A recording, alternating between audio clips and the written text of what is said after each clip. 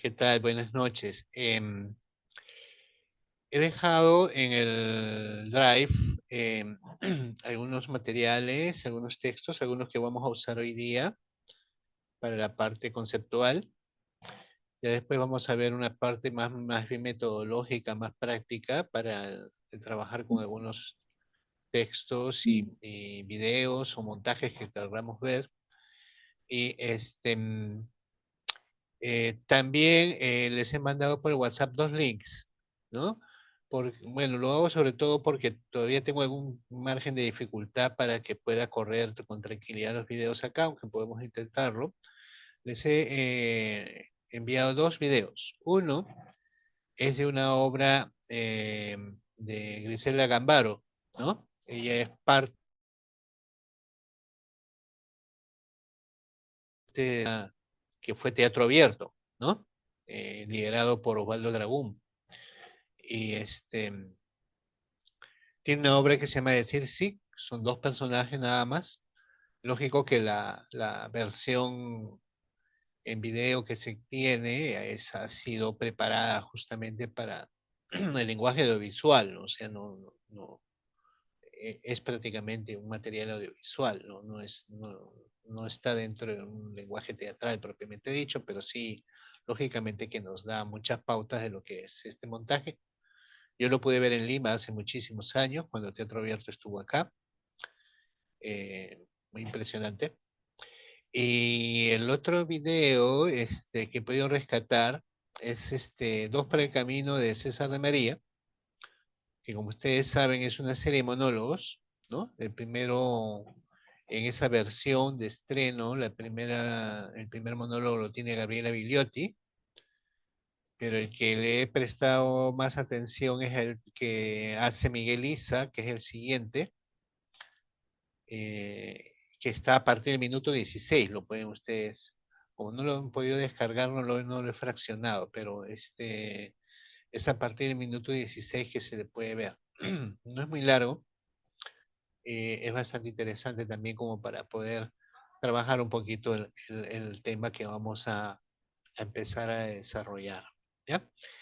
Voy a compartir mi pantalla para que podamos trabajar. Me comentan si es que se puede visualizar con tranquilidad, ¿no? ¿Sí? Perfecto. Hoy día vamos a tratar un poquito la comunicación teatral. La semiótica, por su propia naturaleza, lógicamente, al ser la semiótica teatral un campo que se preocupa de la producción de sentido, ya sea en el texto dramático como la puesta en escena, y por lo tanto de cómo esta producción de sentido se hace a partir de una organización de los distintos sistemas de signos que están comprometidos en el teatro, verbal o no verbales, ¿no? Probablemente que si es que existen los signos es porque hay la intención de comunicar. Eh, una de las cosas que se dice actualmente es que, bueno, entender el teatro como solamente, como fundamentalmente como un hecho comunicativo resulta ya reduccionista y que no permite visibilizar o abordar otros aspectos de mayor profundidad del teatro. Es cierto que la semiótica teatral ya no es el eje de los estudios teatrales como lo fue desde los principios de los principios del siglo XX en adelante, sino que ya hay otras corrientes. Sin embargo, nosotros hemos apostado por este curso en particular por el valor instrumental que puede tener la semiótica todavía, ¿no? Porque finalmente la significación está. Y si la significación está, es porque, en primer lugar, eh, el teatro, como todo arte, tiene una intención de comunicar, ¿no? Tiene una intención de transmitir sentimientos, visiones de mundo, ¿no? Pensamiento, sensibilidades, en fin, ¿no? Por lo tanto, digamos que no está de más ver cómo se enfoca el hecho teatral como un proceso comunicativo, ¿no? Como producción de sentido. tomando en cuenta que no estamos pensando en la comunicación teatral solamente en una, digamos, en un enfoque inmanentista, o sea, reducido solamente al hecho teatral en sí, de manera ahistórica, sin ninguna conexión con sus procesos sociales e históricos en el cual se generan, no. Porque la producción de sentido es una producción que se da en un contexto determinado, ¿no? En un tiempo y en un espacio determinado y bajo coordenadas históricas y sociales determinadas. Por lo tanto, eh, no se puede acusar a la semiótica de tratar de, digamos así, hipostasiar o generar una visión de lo que es la comunicación al margen de los contextos concretos en que se da el hecho teatral, ¿no? Bien, vayamos entonces un poquito. Vamos a ver la producción de sentido y lo vamos a ver tocando a dos autores, ¿no? Que vamos a trabajar. Uno de ellos es Uberfeld, la famosa semióloga, y otro es un autor que encontré en una revista muy interesante, La Ratonera, Núñez, se apellida él, que nos propone modelos de acercamiento al teatro desde la teoría de la comunicación.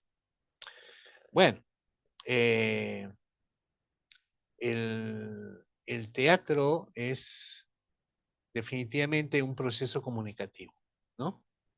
Eh, y si bien nosotros podemos decir que en la comunicación, en el proceso de comunicación, hay una comunicación que es intencional, es decir, que hay un emisor que conscientemente trata de codificar un mensaje y transmitirlo a través de un código determinado, ¿no? Receptor.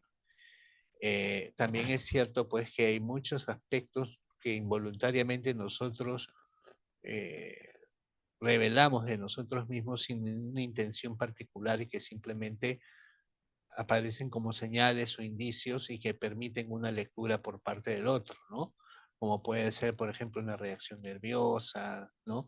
Eh, cierta gestualidad, cierto tono de voz, que no necesariamente uno tiene la intención de comunicar con ello, pero pueden ser factibles de ser leídos, entre comillas, de una manera particular. Bien, en tanto que proceso comunicativo, el teatro es un proceso muy complejo, caracterizado fundamentalmente porque, a diferencia de otros tipos de comunicaciones, aquí no hay solamente un emisor y un receptor. Hay varios emisores y varios receptores. Y no solamente hay un proceso de comunicación, sino hay múltiples procesos de comunicación que se dan, ¿no? Fundamentalmente dos. El que se da desde la escritura por parte de un dramaturgo, ¿no? Que escribe una obra, publicándola o no, y quien la lee, y finalmente, cuando digamos que es a la larga el fin de todo texto teatral, ¿no? Que se plantea, cuando ya llega la representación escénica de otro proceso comunicativo mucho más complejo todavía. Entonces, por lo menos en esos dos ámbitos, nosotros ya tenemos dos grandes formas de comunicación que se dan. En los dos, nosotros vamos a encontrar la situación de que tenemos varios emisores y varios receptores. Pero no solamente eso, también tenemos varios sistemas de signos comprometidos en diferentes niveles. Empezando por el verbal, el lingüístico, y al cual vamos a sumar los otros que ya conocemos y que ya hemos visto en sesiones anteriores, que son los sistemas no verbales, ¿no? Y que operan a diferentes niveles. Entonces, nosotros podemos tomar en cuenta, si es que la comunicación se da, ¿no? En un nivel, por ejemplo, de lo que es la lectura, como es, por ejemplo, la lectura en texto dramático, donde hay un autor, finalmente el receptor va a ser un lector, ¿no? Y otro nivel, que es el de la representación, donde la recepción ya se da en un ámbito diferente, que es el espectáculo, que es la representación escénica, y se da ante espectadores, y donde se confirma ahí sí más bien la presencia de múltiples emisores. Entonces, esta multiplicidad en el proceso comunicativo va a ser un factor de complejidad en la comunicación en el teatro. ¿De acuerdo? Entonces, la comunicación teatral, ya pensándolo en una puesta en escena, es sumamente complejo, porque no solamente diríamos que hay la multiplicidad de emisores, receptores, canales, códigos, sino también hasta de mensajes, porque hay distintos mensajes que se van acumulando, que parten desde el autor a otros que se van incorporando ya en el planteamiento de la puesta en escena. Bien, como siempre, cualquier tipo de contingencia, ustedes pueden participar y vamos conversando. Bien, ¿qué es lo que hace que esta complejidad se manifieste? Es que se generan situaciones comunicativas múltiples en diversos órdenes, ¿no? Primero en la ficción. Es decir, si yo tengo una obra de teatro, llámese Hamlet, en ese Hamlet yo tengo diversas situaciones comunicativas. La primera, más importante, quizá la más trascendental en el desarrollo de la fábula, de la historia, es el famoso encuentro entre el fantasma del padre y Hamlet, ¿no? Cuando el fantasma le dice, oye, tienes que vengarme, tu tío Claudio me ha matado, ¿no? Yo no he muerto por muerte natural, he sido asesinado, tu madre de alguna manera está implicada y tú tienes que vengarme, ¿no? Entonces, ahí ya tenemos una situación comunicativa donde hay emisores y receptores muy definidos, ¿no? Que es el fantasma y Hamlet mismo, pero están en el ámbito de la ficcionalidad. Sin embargo, esa situación comunicativa, como muchas otras que van a componer el texto, forman parte de un gran mensaje que es elaborado por un señor que se llama William Shakespeare y que se los comunicó a sus coetáneos, ¿no? A sus contemporáneos, ¿no? Y luego a nosotros, porque ha trascendido a lo largo de la historia a través de traducciones. Entonces, hay diversas dimensiones en que se dan, u órdenes en que se dan estas situaciones comunicativas. Una, una gran cantidad de estas comunicaciones se dan en el ámbito del universo dramático representado. En otras palabras, en el mundo de la ficción. Otro cúmulo de situaciones comunicativas a partir de las primeras, van a surgir ya en la representación escénica, donde vamos a tener ya lo que Dubati llama el convivio, ¿no? Es decir, la coexistencia y participación en una situación comunicativa concreta, que es el hecho teatral, entre actores y espectadores, ¿no? Sin embargo, no solamente están los actores, porque hay que ver que como emisor también está el director, el escenógrafo, está el coreógrafo, la coreógrafa, en caso que hubiera habido algún tipo de manifestación dancística, está el luminotécnico, el diseñador de luces, el diseñador de vestuario, en fin, es muy amplio. Bien, dentro de la teoría de la comunicación, nosotros podemos encontrar ciertos, digamos, intentar ciertos modelos de análisis del hecho teatral como proceso comunicativo. Y uno de los autores, después voy a explicar este cuadrito, pero lo vamos a trabajar, que es Fran Núñez Alonso, en una revista que se llama La Ratonera, que les he pasado el texto.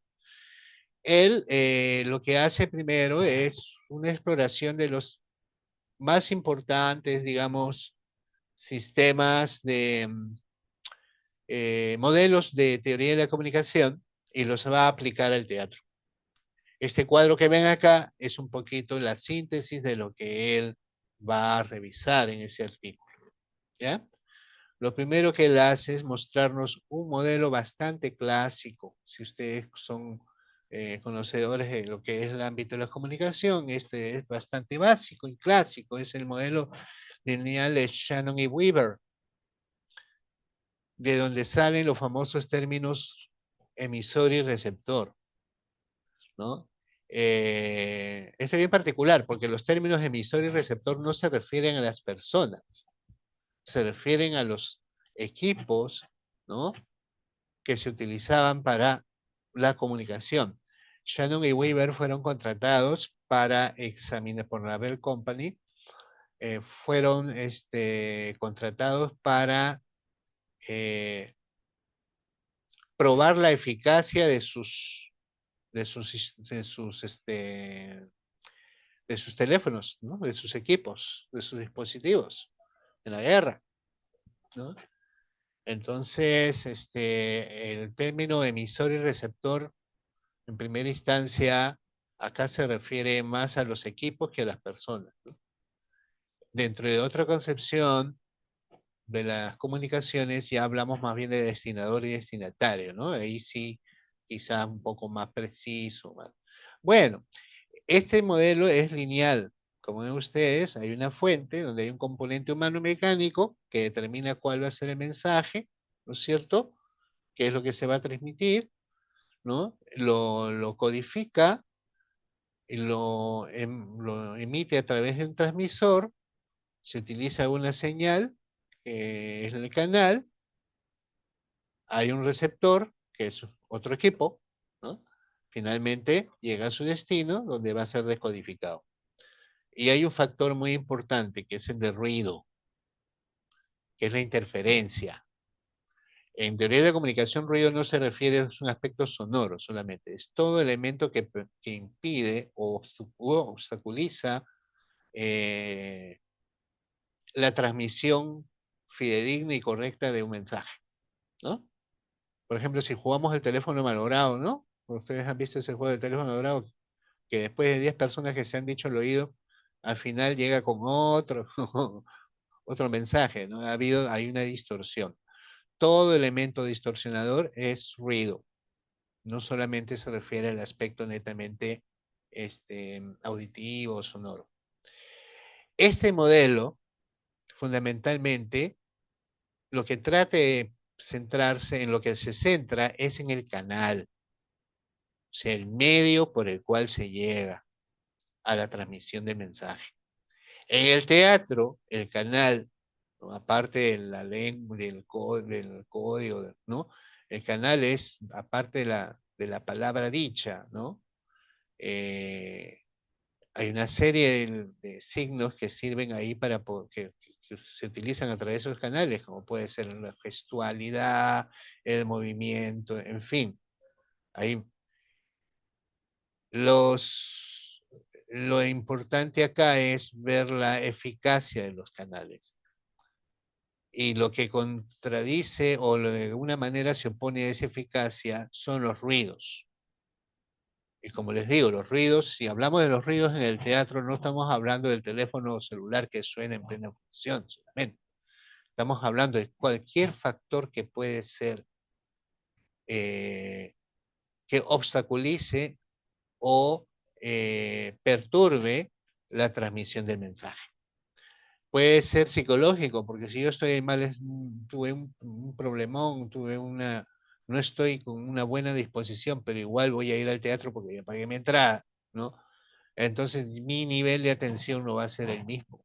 Puede ser físico, puede ser un malestar físico, puede ser que el local sea muy cerrado y ya estamos en pleno verano y no hay la ventilación adecuada, ¿no? Puede ser factores externos o internos, que son los perturbadores de este canal. Pero hay otros ruidos que, por ejemplo, son de carácter semántico. ¿A qué se refiere con ruidos de carácter semántico? A que yo no estoy manejando los referentes o los códigos que se están utilizando en la puesta en escena. Empezando si es que está en otro idioma. Pero si aparte puede que esté en mi propio idioma, pero tiene referencias culturales que yo no conozco, entonces no voy a poder tener un acercamiento a aquello que se está presentando en el escenario. Por lo tanto, constituye un ruido. Entonces, este primer modelo de Shannon y Weaver, muy clásico, muy antiguo ya, se centra fundamentalmente en este problema del canal. Y en el caso del teatro, a nosotros nos ponen alerta respecto de cómo están funcionando los canales que se utilizan en el hecho teatral. y cuáles son los ruidos posibles a los que nosotros debemos enfrentarnos, ¿no? Ese es un asunto. Bien, hay otro segundo modelo. Ahí tengo lo que ven ustedes, es un montaje de Bob Wilson que acaba de fallecer, ahí lo he puesto ahí, no me acuerdo cuál de ellos es. Bueno, en este modelo interaccional de Osgood y Schramm, tiene un detalle muy particular, que ya, como ven ustedes acá, hay alguien que codifica un mensaje, ¿no es cierto? Lo emite, es decodificado por otro y este le da una respuesta. Es un movimiento circular, ya no es lineal como el anterior. En otras palabras, este sistema, este modelo de teoría de la comunicación, del proceso comunicativo, toma en cuenta lo que se llama la retroalimentación. Por lo tanto, es circular. Ya no es unilateral, sino que es recíproco, ¿no? Yo recibo un mensaje y genero una respuesta. ¿De acuerdo? Pero en este caso, la respuesta no necesariamente es simultánea, puede ser remota. ¿Mm? Es remota, no se da en el mismo tiempo. Claro, en la conversación interpersonal, lógico, ahí sí funciona, ¿no? Pues casi simultánea, ¿no? Pero en este caso alude a una retroalimentación de carácter remoto y por lo tanto hay una respuesta del otro, ¿no? Que va a modificar la actitud del primer emisor. O sea, alternamos de emisor, receptor, emisor, receptor, emisor, receptor, y eso es lo que hace posible el diálogo, ¿no? En el teatro, ¿cómo se va a manifestar esto? De una manera muy concreta. Si ustedes cuando van a un espectáculo o cuando han hecho un trabajo, ¿no? Estrenan, pasan la primera semana de estreno y ustedes reciben opiniones. O si son ustedes espectadores, también comentan, ¿no? No lo comentan en el teatro, lo comentan fuera. Lo recomiendan si el montaje es muy bueno, ¿no? Y alguien por ahí se animará a hacer una crítica, posiblemente, o un comentario, un medio.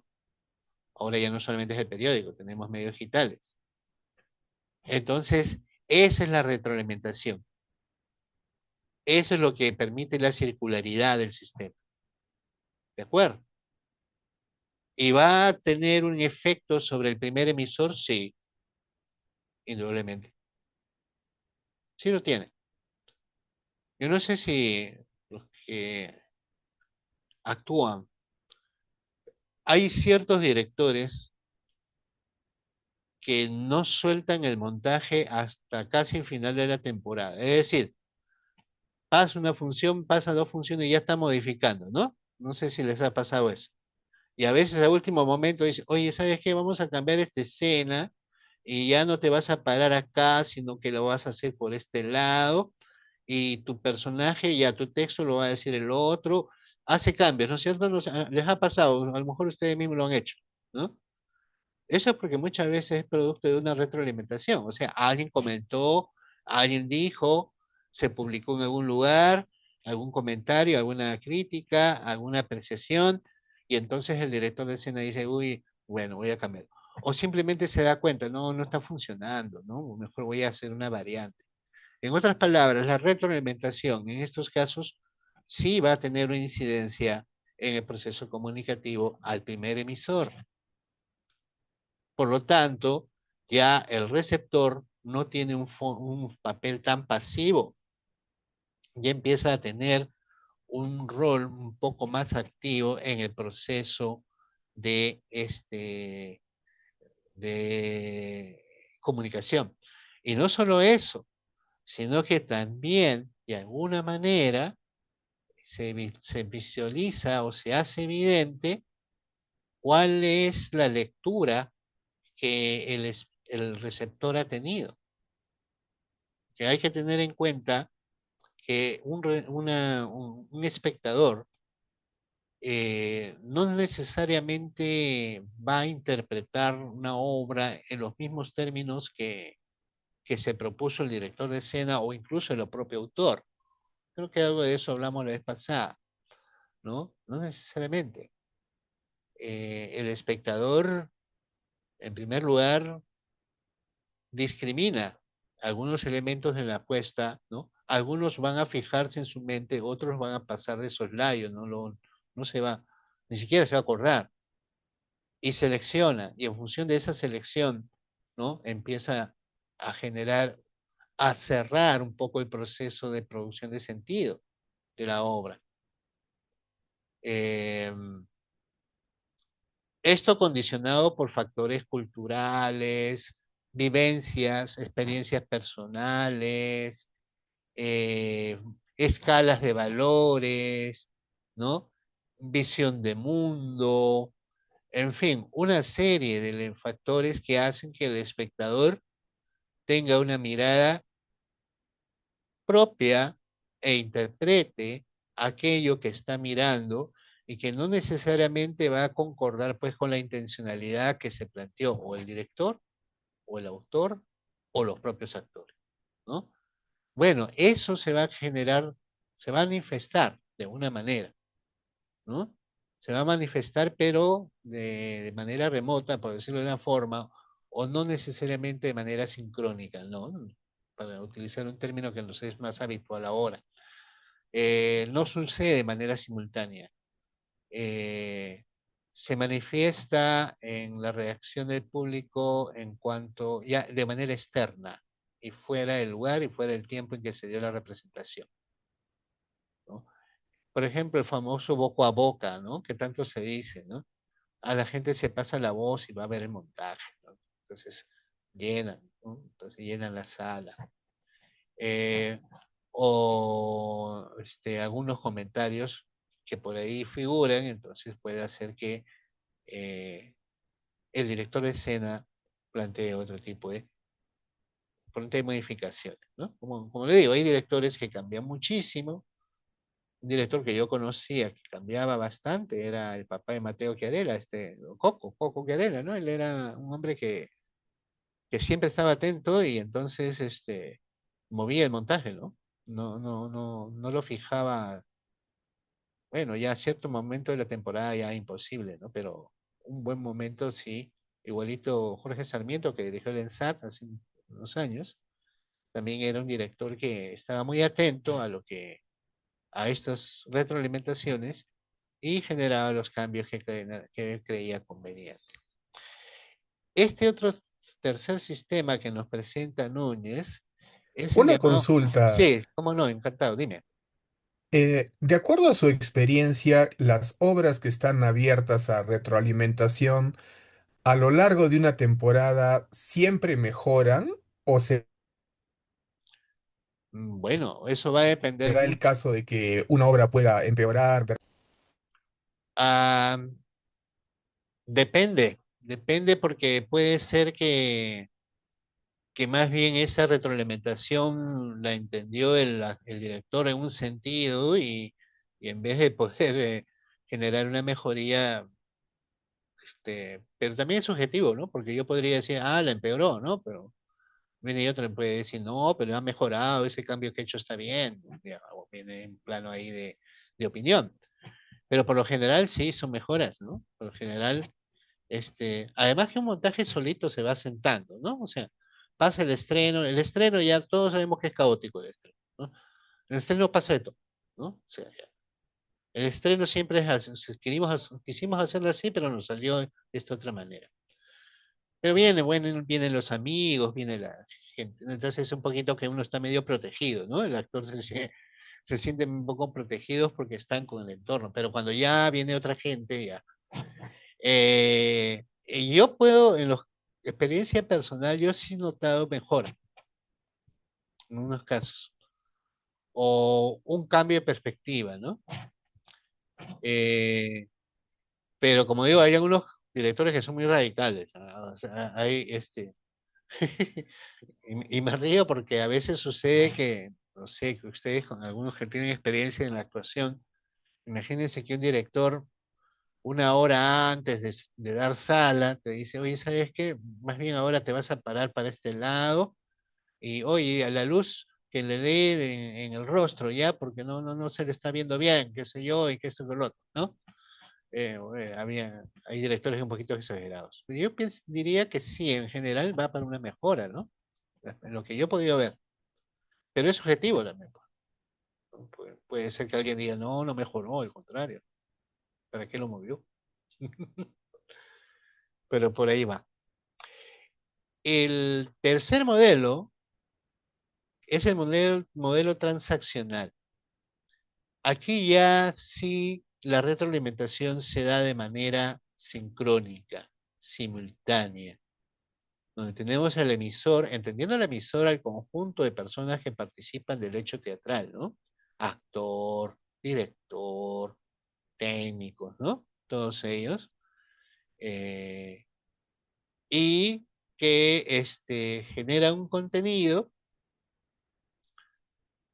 eh, en un contexto determinado, con su canal o medio, le transmiten un mensaje y se pueden dar ruidos, ¿no? Como hemos dicho, ruidos psicológicos, que puede ser el estado mental o emocional del receptor. También puede ser el actor, porque un actor que un día está de malas o está medio indispuesto, va a disminuir pues su desempeño, se considera ruido, ¿no?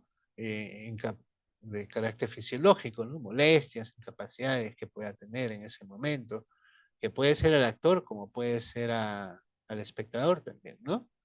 Este, el ruido semántico del cual hemos hablado, palabras desconocidas, referentes que no fueran fuera del alcance del espectador. Y bueno, acá la retroalimentación se da ya por manifestación del espectador, ¿no? La más conocida, la más habitual es el aplauso, pues, ¿no? Aunque hay público que aplaude todo en cualquier momento, ¿no? Aplaude a cada rato, ¿no? Pero bueno, también para eso hay códigos, ¿no? Antiguamente había el claque, ¿no? O sea, la compañía siempre infiltraba a alguien por ahí que podía ganarse un sencillito, lo ponía en las primeras filas, empezaba a aplaudir y todo el mundo aplaude por imitación, porque la gente sigue nomás y aplauden, ¿no? Entonces se aseguraban aplausos. Bueno, el público, el espectador, ya en el propio en el propio hecho teatral, tiene múltiples maneras de manifestar su reacción frente al espectáculo. O aplaude, o se ríe, o llora, o a veces se ríe donde no debe reírse, que es lo más desconcertante, ¿no? Una parte trágica y se ríe, entonces tienes que ponerte a pensar qué está pasando ahí. O a lo mejor sucede lo contrario, ¿no? La escena es graciosa, es cómica, pero no genera una respuesta del espectador. Eso es bastante conocido, ¿no?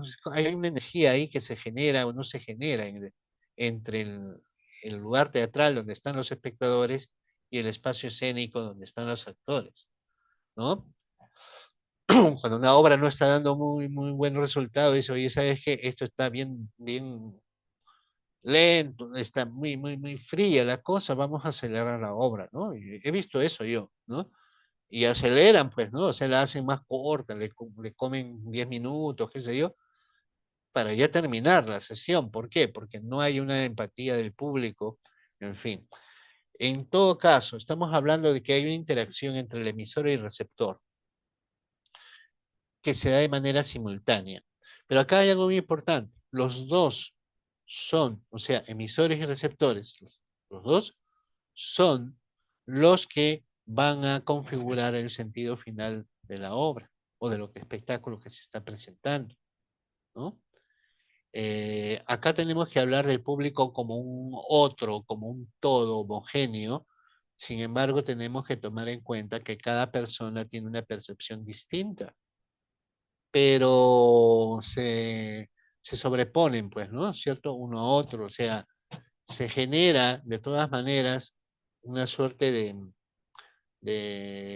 resultante de las distintas percepciones que se dan en el en el público, perdón, y eso hace que ya la recepción tome un cariz determinado, ¿no? Entonces, quizás prima más los aplausos. ¿No? Yo, por lo general, bueno, no sé, estoy viendo muy poco teatro en Lima ahora, pero a veces me da la sensación de que se aplaude y se paran con demasiada facilidad, ¿no? O sea, el pararse a aplaudir es un gesto que yo lo entiendo como un máximo nivel, pues, de logro, ¿no? Del elenco y entonces te paras, ¿no? Pero yo veo que se paran con mucha facilidad, me da la impresión, tengo la sospecha de que alguien está poniendo resortes en las butacas de los teatros de Lima, me da la impresión, ¿no? ¡Pum! Al toque se para, ¿no? No sé si es un problema o yo me estoy tratando de poner muy exigente o qué, pero puede ser eso, sea, pero es una reacción del espectador, ¿no?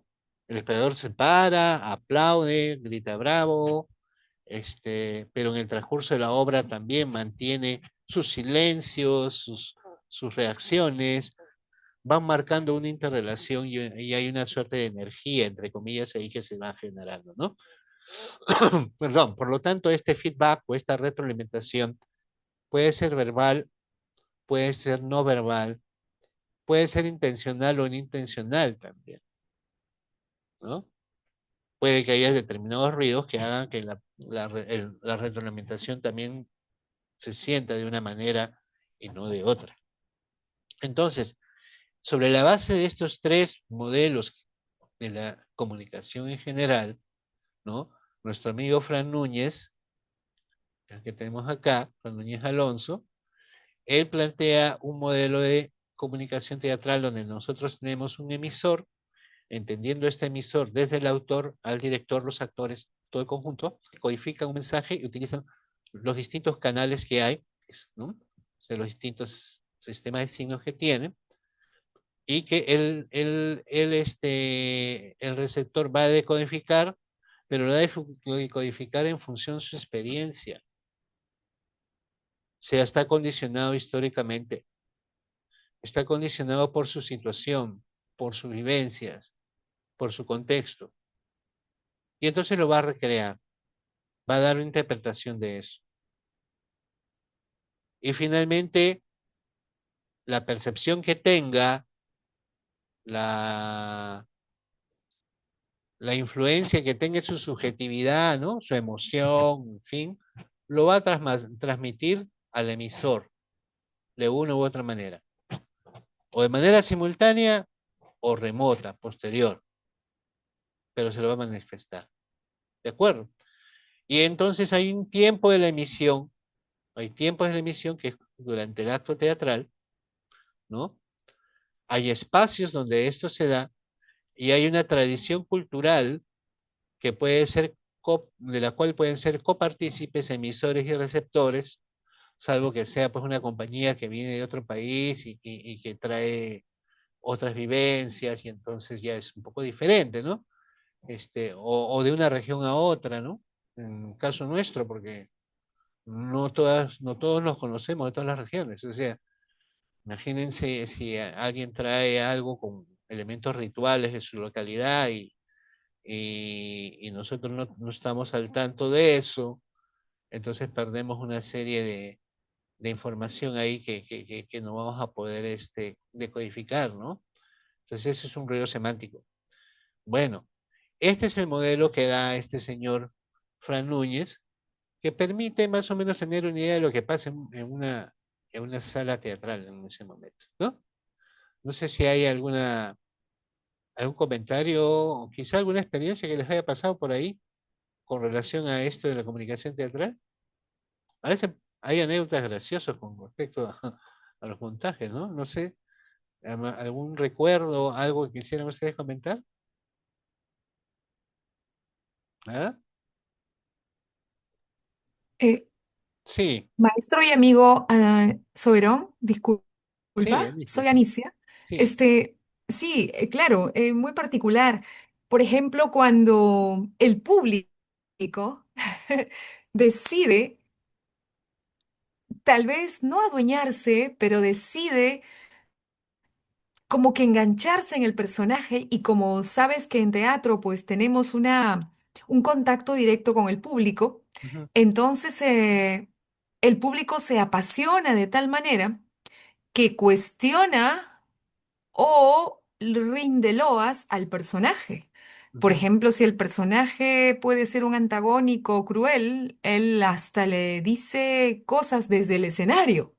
Sí. Eso es muy particular, que yo particularmente también he vivido como actriz y cuando he estado sentada observando un trabajo, igualmente veo a la gente o vitorear al personaje que es pues el diáfano, el bueno, Ujú, etcétera.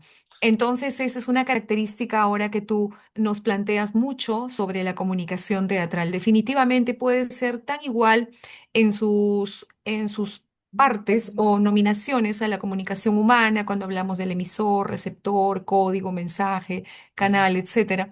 Y mira cómo nos lo planteas y haces un paralelo entre lo que es la comunicación humana que podemos estudiar en el colegio, en la universidad, y que ahora esto, pues, netamente la comunicación teatral. Eso sería como una anécdota, pero también cómo es la evolución de las emociones ujú. del receptor o el público cuando decide apoderarse de una historia que es fantástica o es una historia ficticia pero Ujú. que dice, por ejemplo, no, no es correcto lo que estás haciendo, eres mala.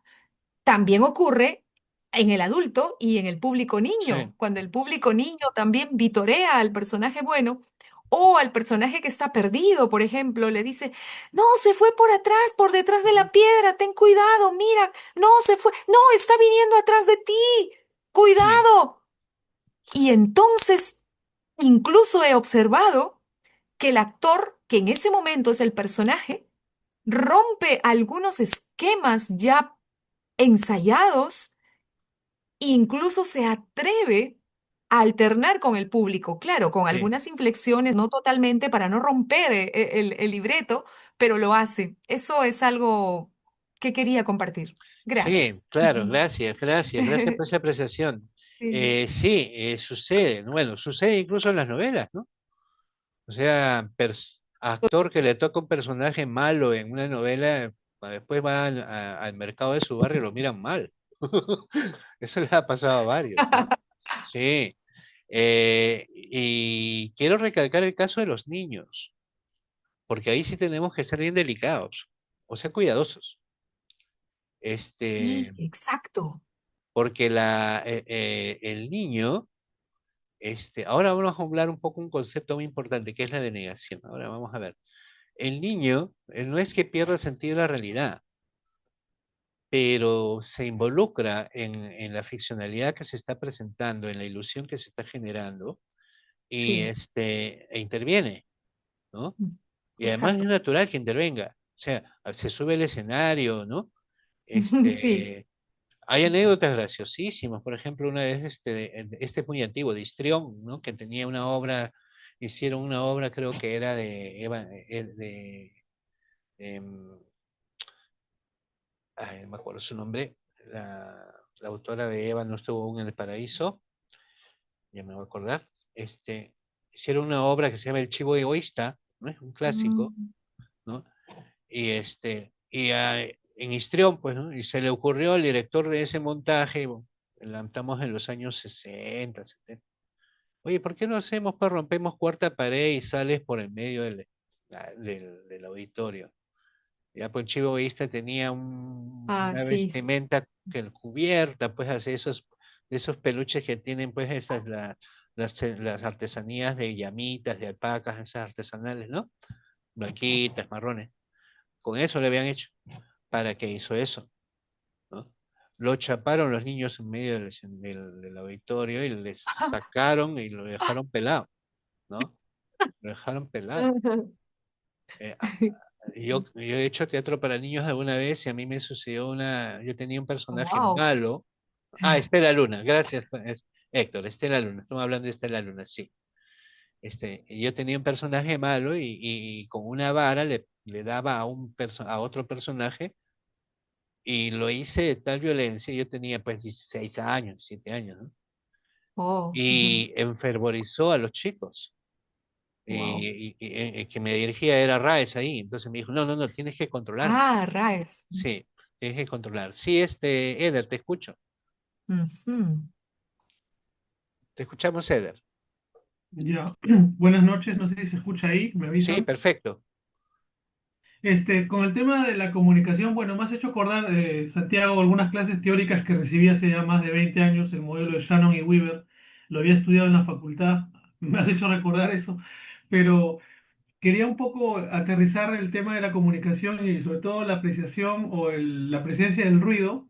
Ujú, Voy a dar algunos ejemplos concretos que no necesariamente los montajes que sean de texto, digamos, de dramaturgia de texto, ujú. significa que por tener textos sean más entendibles que No. aquellos que de repente sean más participativos. Y voy a dar unos ejemplos. A inicio de este año he ido a una obra de la Plaza, la obra, no sé si habrán llegado a verlo quienes han estado en Lima, que se llamaba Actos Consentidos, de un ¿Ya? autor norteamericano, no recuerdo cuál, pero planteaba un escenario que, desde la dramaturgia, planteaba un caso de, vamos a llamarlo así, una situación de forzar, un esposo a una esposa, forzar una situación que no quería. Entonces, esa Ujú, situación tenía como misión dividir al público, ¿no? Por ejemplo, polarizar al público entre quienes consideraban que el esposo había forzado a su esposa y entre quienes consideraban que no la había forzado, sino que era parte de una, que había habido consentimiento. Algo así era la premisa. Entonces, ¿a qué voy con esto de que la historia se entendía y estaba muy clara, pero cuando se dio el apagón final, la gente dudó en aplaudir, o sea, en entender si la obra había acabado realmente o si realmente habían entendido algo de lo que se había contado. Y esto ha mm, pasado en un montaje grande, ¿no? Una producción cuidada, buenos actores, porque la obra está bien actuada. El asunto es que a veces uno tiene el prejuicio de pensar que una historia narrada de forma aristotélica, ¿no? Con dramaturgia de texto, posiblemente sea más entendible. Y no. acá voy con otra contraparte. Hay montajes, quienes han tenido oportunidad de ver los montajes de Roberto Sánchez Piérola, que trabaja en Sí. Cali, por ejemplo, él busca muchas veces montajes que no necesariamente tengan texto, lo tienen sí, pero que más bien busca participación del público. A Sí. veces haciendo actividades pequeñas, ¿no? A Ujú, veces puede ser aplaudir, a veces puede ser caminar 5 pasos, recibir un objeto y pasarlo a otro espectador, qué ujú. sé yo. La cosa es que al final esos montajes, por ejemplo, que son, digo yo, más exploratorios o son más de hacer, accionar antes que entender una lógica textual, finalmente son más aplaudidos quizá por la simpleza, ¿no? La simpleza de su ejecución, ¿no? O de repente por la sorpresa de cómo yo, siendo espectador, me convierto en parte activa de la obra, ¿no? O Sí. del montaje, cosa que de repente en una dramaturgia de texto no, porque somos espectadores silentes y muchas veces, como bien mencionaste, Santiago, participamos con nuestro silencio o con nuestro aplauso. Y claro, también es un poco guachafo lo que mencionaste de la gente que se levanta, se pone de pie, a veces fácilmente para aplaudir algo que de repente no era tan bueno, ¿no? Pero en fin, ese ya es un poco Sara Joffre tenía una frase de eso, siempre, a ella le parecía de mal gusto que la gente se parara a aplaudir, ¿no? Eh, ella Yo siendo también como tengo. es, tan exigente. Entonces, creo que ahí sí se aplica mucho el tema de la comunicación teatral, entendiendo este proceso de emisor entre el montaje que vemos, ¿no? Con todo el equipo creativo y el receptor en el caso de ser, si lo simplificamos, ¿no? El receptor como el público. Y esas dos reacciones creo que también son obvias. Y a mí al menos me permite, y esto es un comentario que también lo extiendo a los compañeros que quieren hacer reseña o quieren comentar, porque a veces tenemos el temor a comentar, a veces Ujú, es bueno ver cómo ese apagón final te dice si realmente el montaje logró lo que esperaban, porque a veces hay una duda en que nadie aplaude, y me pasó con el tema de la plaza, y alguien atrás, que probablemente sea de producción, como que empezó a aplaudir para que la claro. gente, Sí, por un tema de, ¿no? reflejo, de imitación, comience a aplaudir, ¿no? Pero hay una pausa que es muy obvia, ¿no? Que nos indica que algo le faltó al montaje como para indicarnos que se acabó o que finalmente los protagonistas, los actores, cumplieron su finalidad o de repente no la cumplieron. claro. Entonces, interesante la reflexión. En lo que señalas hay varias cosas pertinentes por señalar, por indicar, ¿no? Lo primero es que siempre el público espera, ay, ¿de qué trata la historia, no? O sea, quiero una historia, quiero una fábula, ¿no? Y ese es algo que ya pues está un poquito a estas alturas del partido, no necesariamente es así. La, Uno quiere saber de qué trata las cosas, y si no lo entiende, dice, ay, esta obra tiene problemas, ¿no? Está mal. Y no necesariamente es eso, o sea, la legibilidad no necesariamente es un factor de ruido, entendiendo el ruido como una suerte de disonancia o falta de eficacia. No, ¿no? Puede ser que la obra es críptica, es cerrada, entonces, y está diseñada de esa forma. Entonces yo tengo que ver por dónde entro ahí a interpretar. Lo primero que uno tiene que ver, que es situarse, ¿no? Dubati lo hice un poco así también. Yo primero tengo que situarme frente a qué estoy. Entonces, una vez que yo sé más o menos, veo en qué convención está. Y si no es una convención que yo conozca, si no es una convención que yo conozca, entonces voy a tratar de trabajar. Un ratito, si me perdonan un minutito.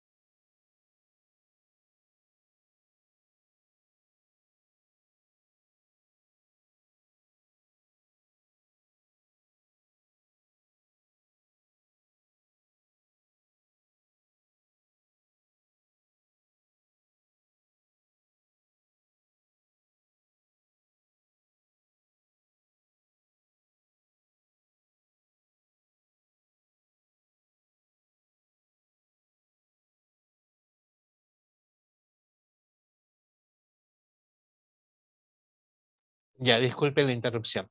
Lo que decía, ¿no? No necesariamente el tema de la legibilidad es un problema de ruido. Y lo otro, por ejemplo, decía, hay uno que tiene que entrar en convención. Si yo veo un trabajo, conozco los trabajos de Roberto cuando él empezó. Él ganó un primer premio, primero ganó un premio del Instituto Cultural Peruano Americano, pero después en el Teatro de San Marcos hubo un festival y ahí apareció ahí con cuerdos. Y efectivamente, pues el trabajo que él hace, ya en ese tiempo, es un tipo de trabajo, lógicamente, que nada aristotélico, era muy, de muchas imbricaciones de tiempos, espacios, de personajes que tenían diálogos que correspondían a momentos diferentes, pero estaban hilvanados en en el mismo espacio teatral, cosas bastante interesantes, ¿no? Y y uno se podría preguntar qué implica hacer participar al otro. O sea, ¿qué hay detrás de que yo sea invitado a participar en alguna dinámica determinada, ¿no? O sea, ¿qué hay detrás de eso? ¿No? Entonces, por ahí uno puede decir, bueno, pues, ¿cuál es la intención? Si no hay una comunicación en términos de un mensaje, por lo menos, ¿qué intención hay ahí, ¿no? Entonces ahí yo puedo dilucidar, pues, bueno, esto se hizo por este motivo. Digamos que por ahí habría un nivel de comunicación, ¿no? Entonces, sí, pues, es cierto, bueno, Chanel de Weaver, como le digo, fundamentalmente buscaba el tema del canal, ¿no? Buscaba el tema del canal. Yo creo que tenemos que tener apertura. Eh, Eder, como yo, estamos relacionados con la crítica, ¿no? En la crítica teatral es muy importante que uno, como lo repito, uno esté atento a qué es lo que hay, frente a qué me estoy enfrentando y tratar de entender sobre qué convenciones eso se está moviendo, ¿no? Más, más allá, o sea, tengo que dejar mis esquemas, pues, ¿no? Yo no puedo ir con un esquema a trabajar, tengo que tratar de entenderlo y ahí ver, ¿no? Pero sobre todo disfrutar el montaje. A veces el crítico se vuelve alguien que más está pensando en cómo decodifico esto y no goza la obra. Creo que hay que gozar la obra y después ya ponerse a trabajar, como se dice, ¿no? Es por ahí.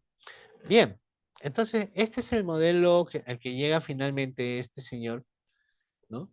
Y que es interesante porque está tomando muchos aspectos en cuenta, ¿no? Por ejemplo, la decodificación en función de la experiencia, o sea, el espectador tiene una experiencia determinada y sobre esa va construyendo. Vamos a ver un poquito algunas líneas de trabajo de Anne Überfeld, ¿no? La famosa semióloga, el proceso de comunicación y el teatro desde la perspectiva de Überfeld, ¿no? Ella es semióloga. Überfeld, ella fue dicho sea de paso, ella fue la directora de tesis de Patrice Pavis, nada más y nada menos, ¿no? Ustedes saben que Patrice Pavis es uno de los teóricos del teatro contemporáneo más importantes, ¿no? Y Überfeld en semiótica tiene hasta 3 textos. Uno que se llama Para leer el teatro, que hay un primer libro y un segundo libro. El primer libro es el que conocemos en castellano como Semiótica Teatral, que se los he pasado. El segundo libro no tengo yo acceso todavía a ese segundo libro. Y tiene otro que se llama La Escuela del Espectador, ¿no? Que de ahí me imagino que Dubati de alguna forma tomaría el nombre, ¿no? De su espacio tan interesante que ha creado en Argentina. Este, es bien interesante por ese lado, porque lo que está haciendo Uberfeld es definir una semiótica abordada al texto, porque el texto original de semiótica teatral, el texto en francés, es para leer el teatro. Y que lo que hace es el abordaje del texto dramático desde un punto de vista semiótico. Y cuando ella ya trabaja lo que es el espectáculo, trabaja con otras categorías, lógicamente que recogiendo algunas de las que trabajó, que tiene en el primer libro, pero trabaja otras categorías, ¿no? Como espacio lúdico, objeto, personaje, etcétera. Y entonces, ella es conocida por eso. Bien, eh, para ella, actualizar un texto teatral, es decir, llevarlo a escena, ¿no?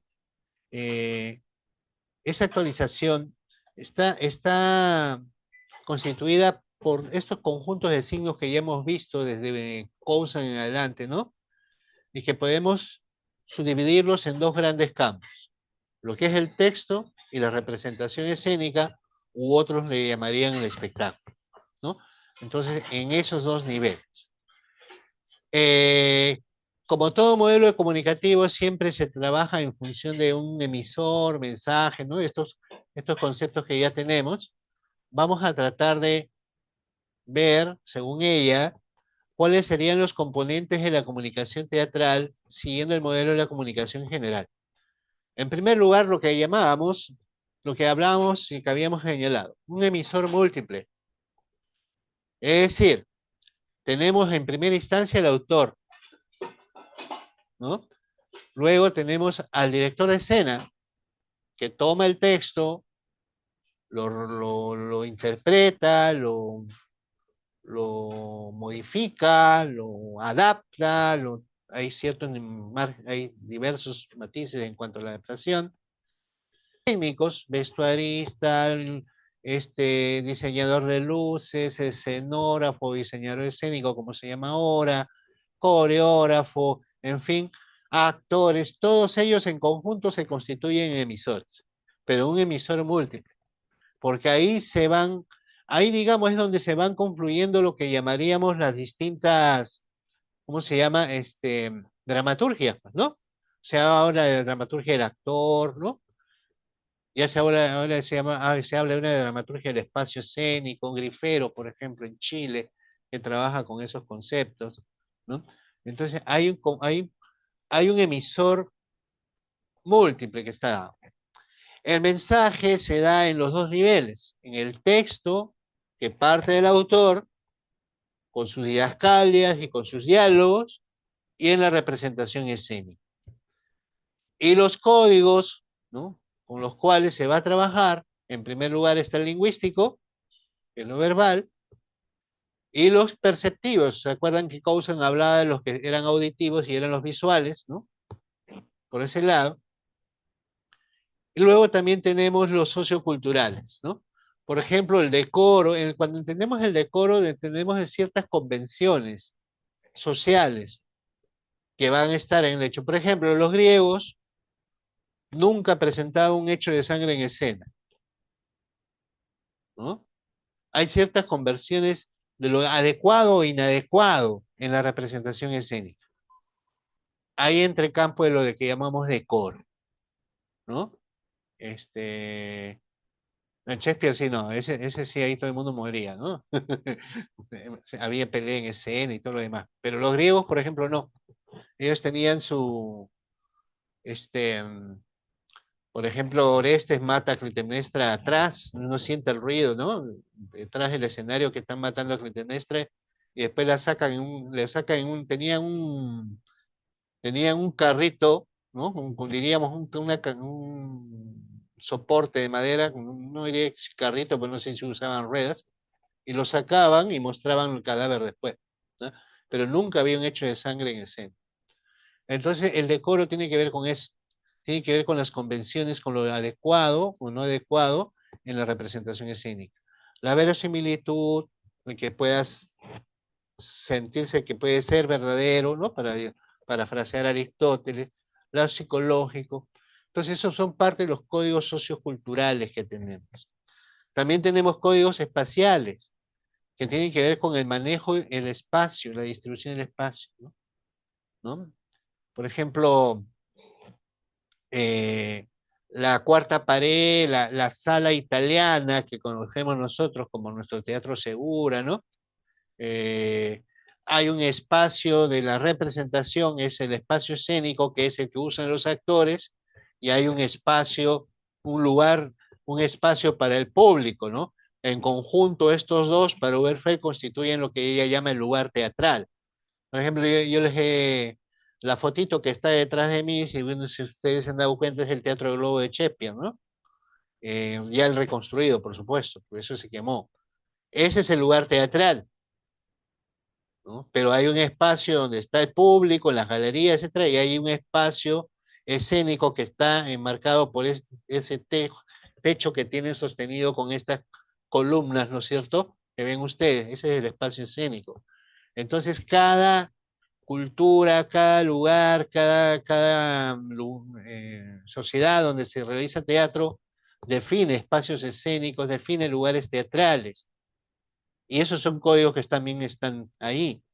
Si trabajamos en la calle, ¿no? Marcando con nuestra tiza el círculo, ese círculo de ahí es nuestro espacio escénico.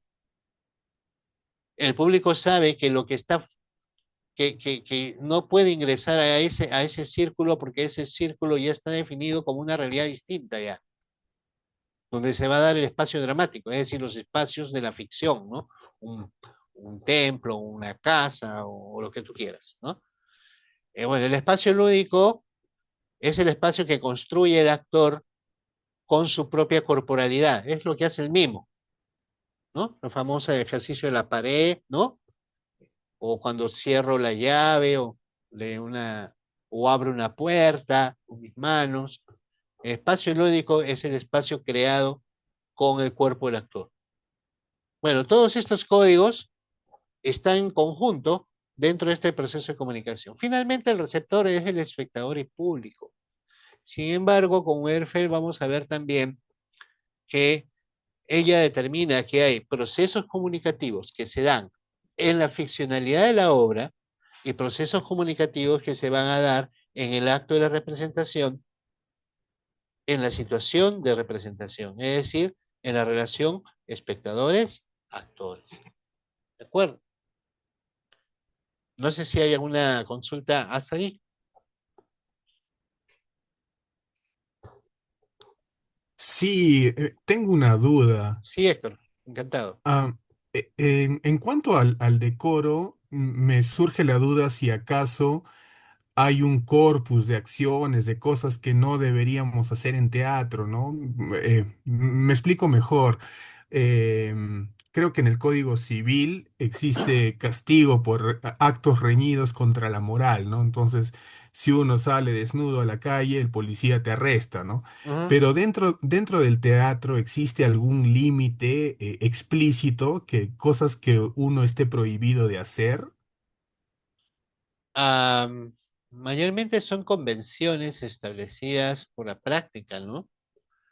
Lo que sí, por ejemplo, está reglamentado, yo sé, por ejemplo, el uso de fuego, ¿no?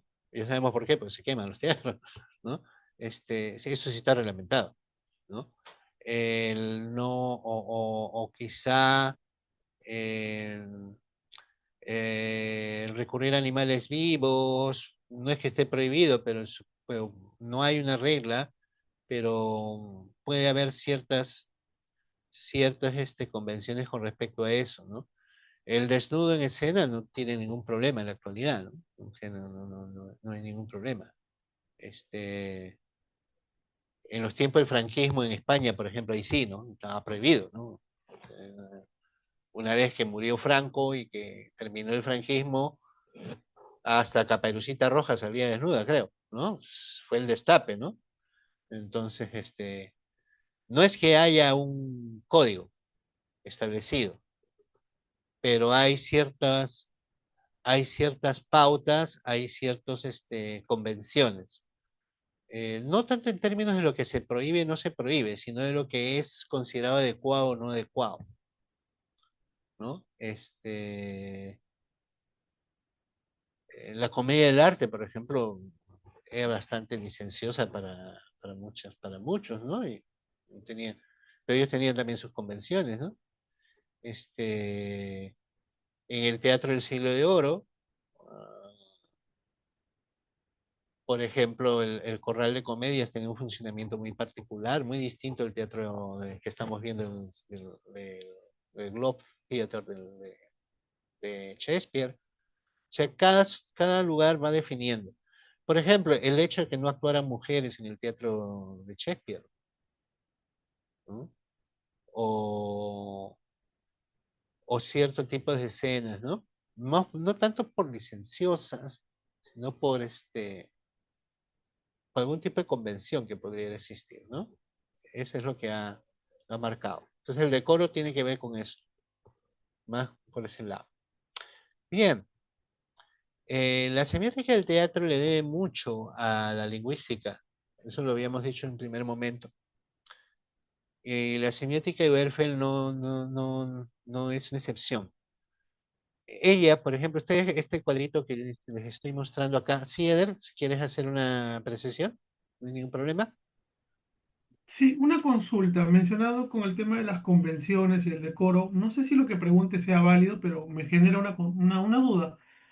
En algún tipo o en algún momento, algunas compañías, ya que mencionaste lo de Shakespeare y la prohibición de que hubieran personajes femeninos actuadas por mujeres, se me venía a la mente algo más actual, que es los famosos blackface, ¿no? Cuando actores blancos son pintados, ¿no? Como para representar papeles de personas morenas, personas negras, por decirlo así. ¿Eso entraría en algún tipo de convención de la época que de repente ahora podríamos censurar o de repente me siendo por las ramas? Más se ha dado, creo que en el campo del cine, ¿no? Porque tenemos el famoso, no sé si es Emiliano Zapata que hizo no sé si Maromar. Bueno, acá hace unos años hubo una controversia, justamente hablando de la plaza el día de hoy, que está un poco siendo el ejemplo Ujú. o algunos de los ejemplos que estoy citando, en un montaje que era un musical no sé si era la plaza o los productores, creo que eran los productores, Hairspray, que lo hicieron hace unos Ya. 10 12 años en el teatro peruano-japonés y tuvieron que embetunar, vamos a llamarlo así, a un actor, pues había un personaje pues afroamericano y Ujú. embetunaron a un actor y curiosamente Hairspray habla más bien de la diversidad, ¿no? O sea, de romper esas convenciones de solamente una cierta, o sea, un grupo de chicos blancos populares, ¿no? Había más bien una diversidad de razas, de cuerpos, vamos a llamarlo así, de tallas y fue criticado en su momento. Entonces, Y ha ocurrido acá, y te hablo hace 10 años, ¿no? O sea, no es necesariamente Sí. el cine. Y no sé si recientemente, creo que no, pero ese es creo que el ejemplo que se me viene a la mente. Ujú. Por eso mencionaba, ¿no? El tema de la convención y la censura, no sé si va por ahí de repente. Antes de contestarte, que ya que ha entrado Roberto, que está de cumpleaños hoy día, Roberto, feliz cumpleaños. Que Eh, ha dejado a un lado la celebración para estar con nosotros. ¿Ah? Bien. Eh, sí, es que ahí entran a tallar susceptibilidades, ¿no? Que sí que se pueden tomar en cuenta. Yo creo que depende, ¿no? Por ejemplo, si yo quiero hacer determinado tipo de montaje, no recurriría a ese tipo de recursos. Si puedo buscar a un actor afrodescendiente, que tenemos varios, ¿no? Que puede desarrollar ese papel. Eh, Porque yo lo veo como al margen del aspecto social de este tema sensible, yo lo vería hasta poco profesional, ¿no? O sea, betún negro, salvo que fuera pues un maquillaje pues bien elaborado o algo así, ¿no? Porque no es que haya una censura, porque no hay una entidad oficial que te diga que está prohibido, no, sino que hay una sensibilidad en la gente, ¿no? En la sociedad, en la opinión pública, de un amplio sector que te dice, no, pues eso no se puede hacer porque eso es discriminación o implica, tiene un factor, ¿no? Eh, y yo diría que a mí me parece más un tema de mal gusto. Porque por el lado de si hay marginación o no marginación, no sé. Supongamos, si yo soy joven y tengo que hacer un personaje que tiene 65, 70 años, no diría que estoy marginando a alguien que tenga sea un actor que tiene esa edad, ¿no? Podría funcionar así, ¿no? Digo, ¿no? Pero sí me parece poco ser, habiendo actores y actrices que tenemos, afrodescendientes o de otras procedencias, pues lo lógico sería que ese tipo de actores hagan el papel, porque cuando, cuando hacen prácticas que va más o menos con el personaje, entonces por ese lado, yo creo que no debería, o sea, no constituye, podría constituirse parte de ese decoro si es que, por ejemplo, hubiese una tendencia ya muy generalizada en que ese tipo de prácticas se consideraran inadecuadas, no pertinentes, pero no porque exista una legislación de por medio para eso, simplemente que no es lo adecuado, ¿no? Entonces sí se puede establecer como decoro eso, ¿no? Se podría establecer. Yo no sabía de ese caso, pero ahí lo pertinente era hacer un casting, pues, con personas que se... Por ejemplo, imagínate Hamilton, ¿no? Este musical que tuvo tanto auge cuando salió Obama en Estados Unidos, ¿no? El compositor, el director de Hamilton, justamente la propuesta de él fue recurrir a actores latinos y de otras procedencias para interpretar los personajes históricos americanos que más bien eran blancos, por decirlo así, ¿no? Porque era una manera de plantear un lenguaje contrario al supremacismo que que ahora vemos que está en el gobierno norteamericano, ¿no? Entonces, tenía más bien una postura política esa actitud, ¿no? Él buscó, pues, personas que tenían ese carácter. Entonces, igual, yo creo que un director de escena podría ser más cuidadoso en ese sentido. Yo creo que sí estaría en el decoro por ese lado, pero más por una cuestión estética, ¿no? Eh, no sé si tanto quizá lo que diga puede ser no, puede sonar no muy empático con el tema de que no hay que ser pero yo creo que no lo vería adecuado. O sea, sí, pero tenemos buenos actores de distintas procedencias, no sé, me parece que no debería darse, ¿no? Bien, vamos a las funciones del lenguaje. Ustedes ven ese cuadrito en verde, son las famosas funciones de Jacobson en el lenguaje, ¿no? La emotiva, la conativa, la poética, la fática, la metalingüística, la referencial que nos enseñaron en el pregrado, ¿no? Ujú. Orfeo lo lleva al plano del Sí. teatro, ¿no? Por ejemplo, para él la función emotiva lógicamente está referida al emisor, pero en el caso del teatro, hablando de la representación escénica, no estamos hablando de lo textual, indudablemente que esa función de emisor está centrada en el actor, ¿no? Y en todos los medios expresivos que él trabaja. Entonces ahí está fundamental. La conativa, que nosotros sabemos que se dirige al destinatario o al receptor, ¿no? Aquí hay que diferenciar que para Oberfeld hay dos tipos de destinatarios. Uno es el actor personaje. ¿Por qué habla del actor personaje?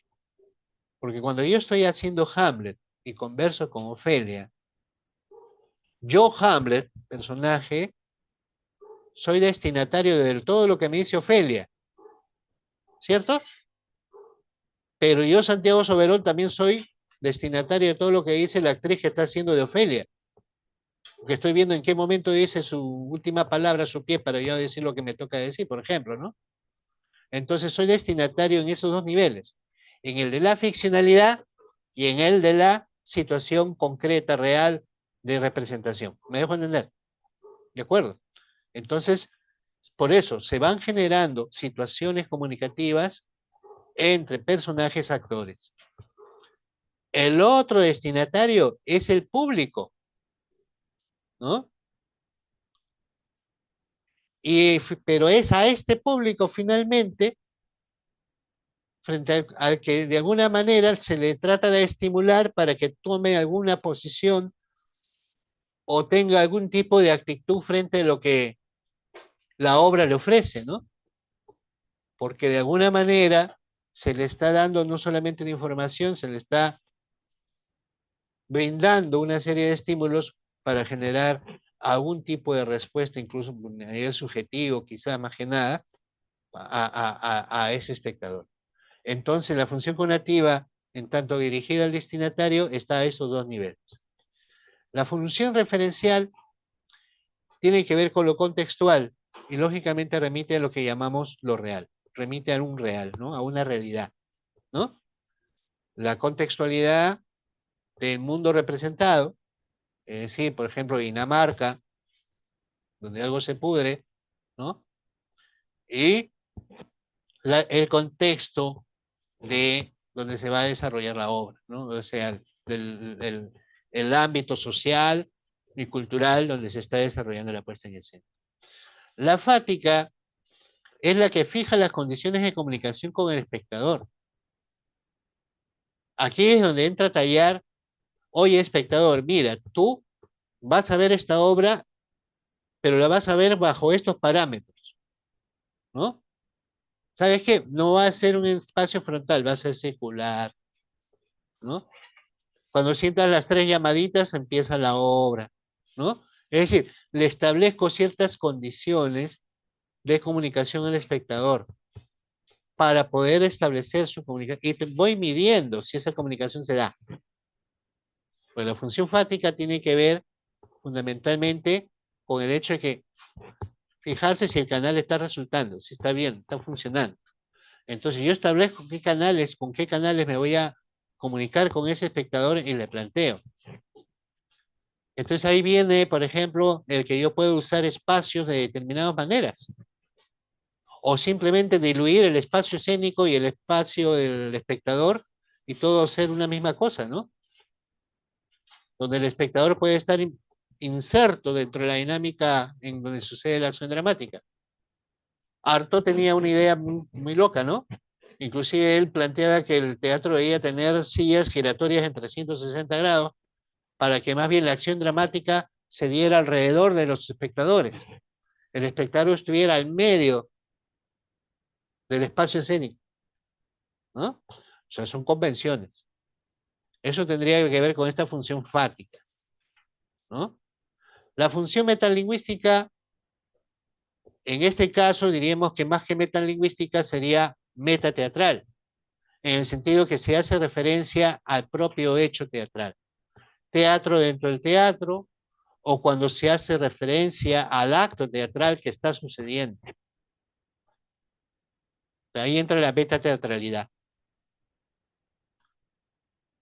Y la función poética, esta se remite al mensaje,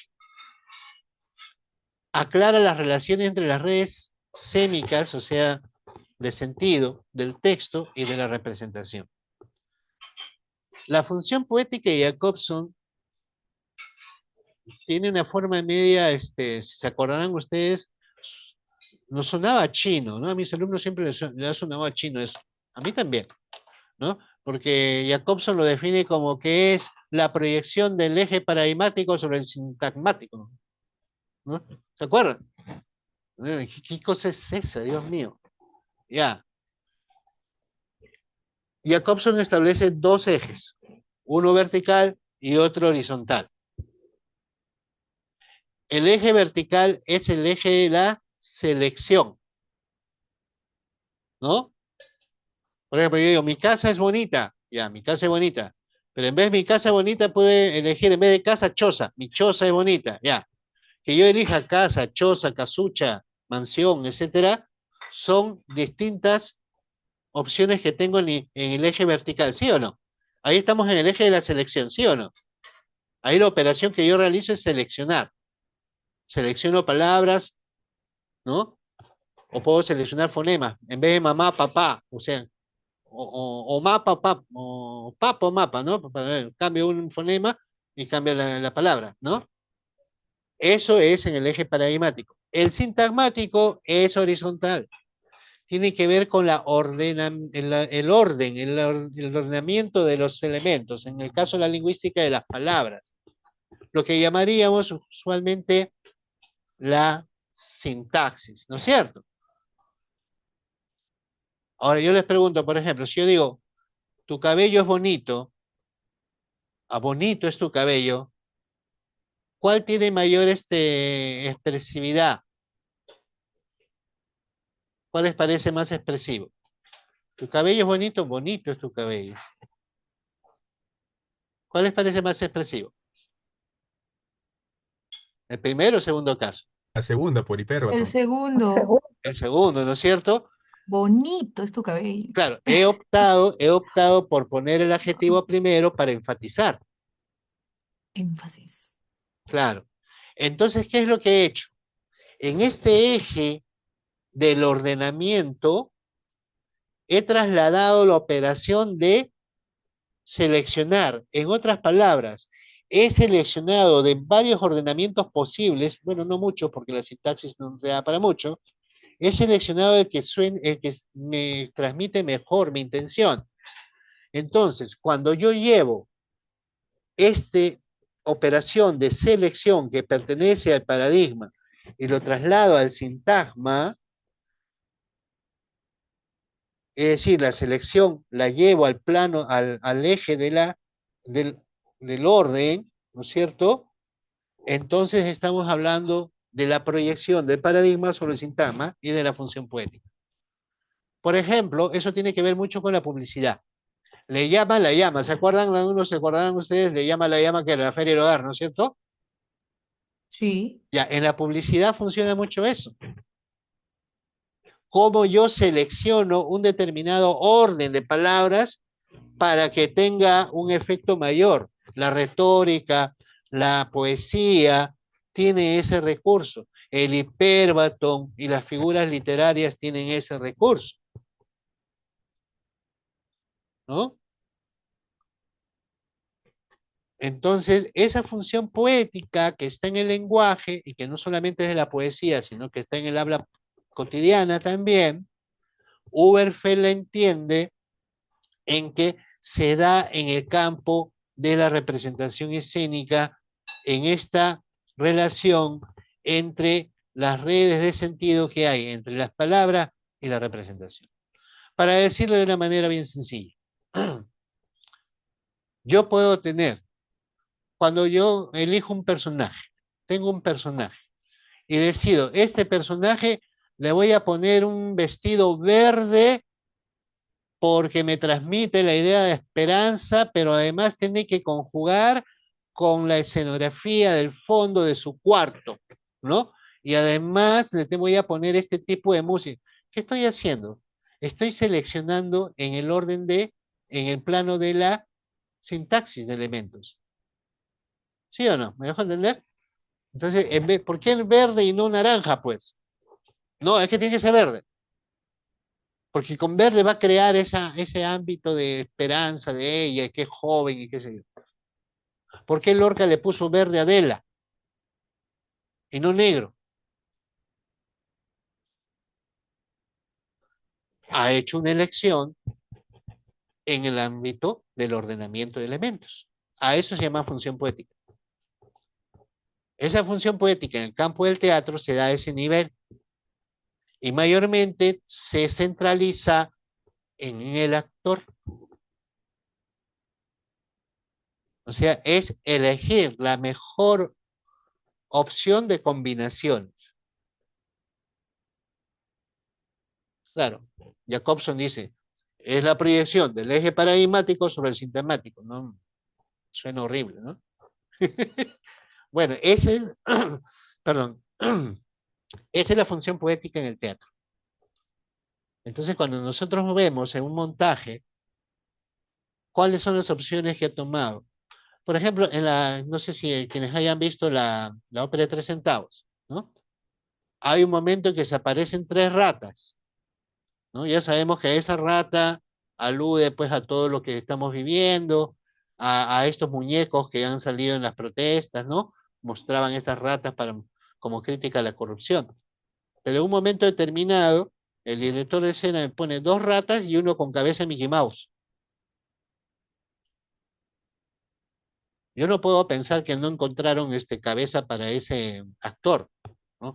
Ese Mickey Mouse está adrede ahí. Y lo tengo que leer en toda la combinación, ¿no es cierto?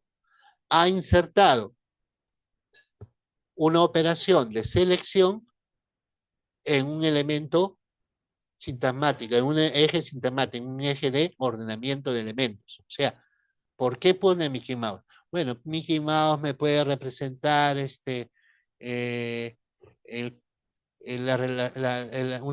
ya un sentido geopolítico, imperialismo, qué sé yo, no sé. Puedo dar esa lectura, ¿sí o no? Pero no es casual que ese Mickey Mouse esté ahí, no creo que se le haya olvidado. Alguien se le olvidó su cabeza de rata ahí, ¿no? Entonces es ese, a ver, tengo un mensaje nuevo acá. PPK, ¿a qué te refieres con PPK? La opción de Ah, la- es que no he visto la obra, pero si me imagino que están hablando de gobernantes y uno de ellos es Mickey Mouse, supongo que es el gobernante norteamericano que hemos tenido. podría deslizarse ahí, no sé, son interpretaciones, pero de hecho es una disonancia, porque no, lo habitual hubiera sido tener 3 personajes con cabeza de rata iguales, ¿no? ¿Pero por qué un Mickey Mouse? ¿No? Entonces, a lo que vamos es que en este eje de el orden de la sintaxis de los elementos que están en escena, yo elijo un sintagma, por seguir con el ejemplo lingüístico, elijo un sintagma determinado. Así como puse bonito al primer momento, en vez de su cabello es bonito, bonito es su cabello, pues, me- esa es la función poética en el caso del teatro, ¿no? Este modelito, bueno, sirve para ver algunas cositas, ¿no? Bien, tocamos un tema bien particular, que es el receptor. Finalmente es en quien va a derivar todo, ¿no? Esta vez sí hablamos del receptor propiamente dicho, o sea, el receptor, el destinatario, ¿no? Lo primero, Uberfeld considera que el espectador es activo, no es pasivo, no es alguien que recibe información y nada más. ¿Qué es lo que hace? Selecciona la información que recibe y les da una jerarquía. Empezando que uno no se acuerda del 100% de elementos que recibe una puesta en escena. Algunos pasarán a un segundo plano y otros se van a olvidar. Entonces, ¿qué es lo que hace? Lo que recibe lo jerarquiza e inclusive puede conducir al actor en un sentido determinado, ¿no? En el sentido de que el actor, ¿no? Se dan cuenta que la reacción del público va hacia tal punto y entonces enfatizan más por ahí y le hacen una variación a la apuesta, ¿no? El receptor no es uno solo, lógicamente que en una sala tenemos varios receptores. Entonces, ¿qué es lo que pasa? Cada quien en su propio interior, de acuerdo a sus propias vivencias, va a decodificar. Pero en conjunto, digamos, todo ese grupo de espectadores que están sentados ahí, ¿no? De alguna manera de manera inconsciente quizá, va a haber como una suerte de refracción ahí entre lo que van recibiendo, ¿no? Y van a tener una actitud o una respuesta que podríamos decir que es casi en común. Porque nosotros, por ejemplo, es cierto, nosotros podemos tener 300 personas en una sala, como vemos ahí, ¿no? Y cada uno es una vida diferente, pero en conjunto van a tener una reacción que nos parece que fuera uniforme, homogénea, ¿no es cierto? Entonces, eso sí va a pasar. ¿Qué hace el espectador? Recompone totalmente la representación escénica en estos ejes. En el eje horizontal, donde está la fábula, la historia, los sintagmas narrativos, es decir, las acciones, ¿no? Ya sea que ésta sea lineal, no lineal, que sea como un collage, como quieran, no importa, ya la hay, pero el espectador va a buscar que recomponer eso. Pero por otro lado, también está atento a cómo están dispuestos los distintos signos en el ámbito ya de la representación escénica. En otras palabras, va a atender a ese eje vertical, a qué opciones son las que se han estado conjugando ahí para dar determinado sentido. Entonces, esa operación la hace el espectador intuitivamente. No es que venga con su libretita y voy a decir, no, él la hace. Ahora, eso lo va a hacer lógicamente que condicionado por su experiencia vivencial, por su vida, ¿no? Experiencia de vida, por sus vivencias, por sus factores socioculturales, por su, diremos así, sus opciones ideológicas, religiosas, políticas, morales, todo ello va a entrar a tallar ahí, ¿no? Todo ello. Entonces, para la recepción, Uelfen señala que debemos tener tres aspectos claves. Cuando nosotros vayamos a hacer un estudio de una obra de teatro, ¿no? Lo primero, dado que tenemos una multiplicidad de signos emanados, ¿no? En el espectáculo, tenemos que encontrar las macroestructuras, es decir, hacer una segmentación de unidades superiores o mayores. La preceptiva tradicional nos dice que las macroestructuras más conocidas son los actos, ¿no es cierto? Primer acto, segundo acto. Ya nadie hace 5 actos, ¿no? Difícil, ¿no?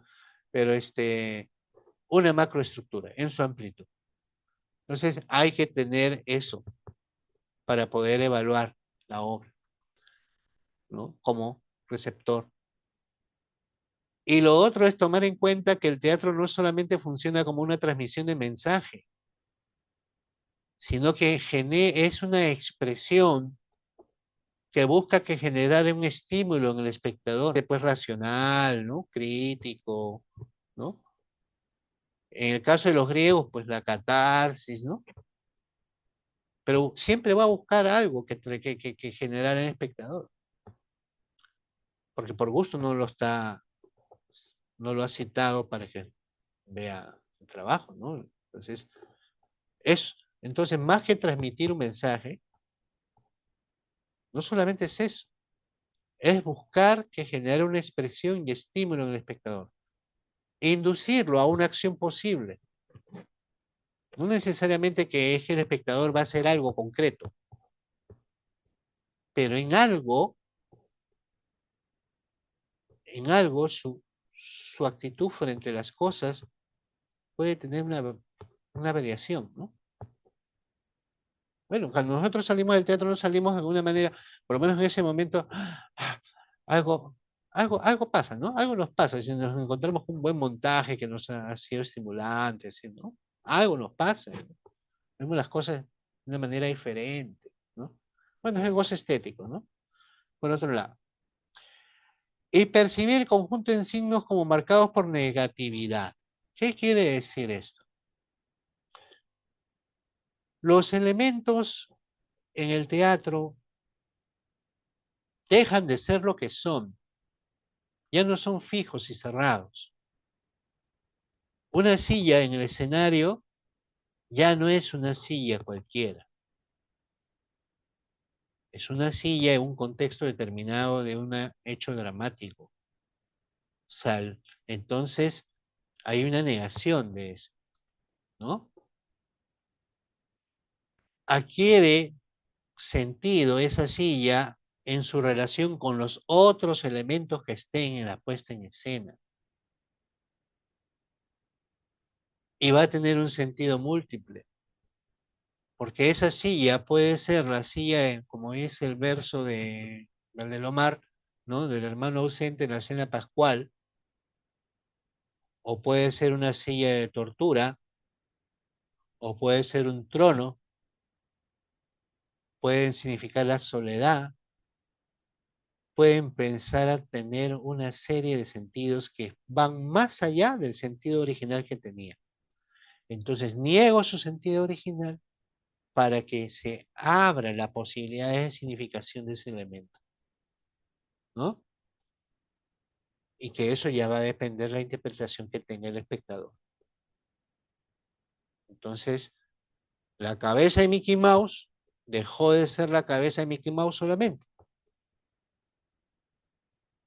porque era una alusión posiblemente a que la corrupción tenía un correlato con problemas de dependencia geopolítica o económica, ¿no? Entonces, ven cómo voy. Y ya no es la cabeza de Mickey Mouse.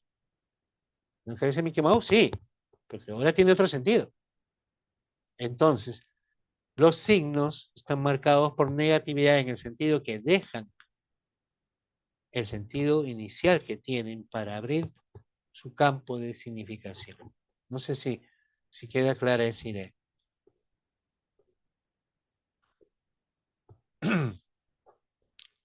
¿Ninguna preguntita por ahí?